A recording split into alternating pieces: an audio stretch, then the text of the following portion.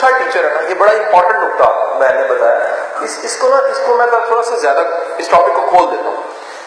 جو اچھا ٹیچر ہے نا، اس کی دوستی یعنی اس کا دوست محسوس کرانا، اس کی شفقت، اس کا ہمبل ہونا، اس کا کسی کو توجہ زیادہ دینا، وہ پلانڈ اور کنڈیشنڈ ہوتا ہے.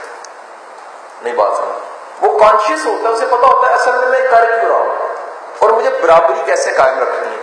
بہت سے ایسے ٹیچر ہیں جو کلاس میں تقسیم کر دیتے ہیں، اے چنگے نے اے چنگے نہیں نے. اچھا یہ زبان سے نہ بھی کہیں تو ان کی شفقت، ان کا ٹائم دینا، ان کی ایک نان وربل لینگویج جو ان سے بتاتی ہے یہ میرا فیوریٹ اور باقی میرے فیوریٹ نہیں ہے. اچھا کلاس روم وہ ہے جس میں سب برابری ہے. اچھا کلاس روم وہ ہے جس میں تفریق نہیں کی جا رہی کہ یہ اچھے ہیں یہ برے ہیں. جب آپ ایک سطح پہ لانے کو تیار ہو گئے ہیں تو اس کا مطلب ہے آپ نے ٹیچنگ میتھڈالوجیز کو پراپر استعمال کیا ہے، سب کو ایک پچ پہ ایک لیول پہ لے کر آئے اور سکھانے کی طرف چلے گئے. رہ گیا سوال کہ ان بچوں کا کیا کریں جو لائق ہے اور وہ کہتے ہیں ان کو توجہ کیوں دی جا رہی، انہیں اعلان بتائیں ان کو میری توجہ کی ضرورت ہے. ایک بات. دوسری بات ہے اس طرح یہ جذبہ بھی پیدا ہوگا جو کمزور ہے، جو آخری ڈبہ ہے اس کو ساتھ لے کے چلیں.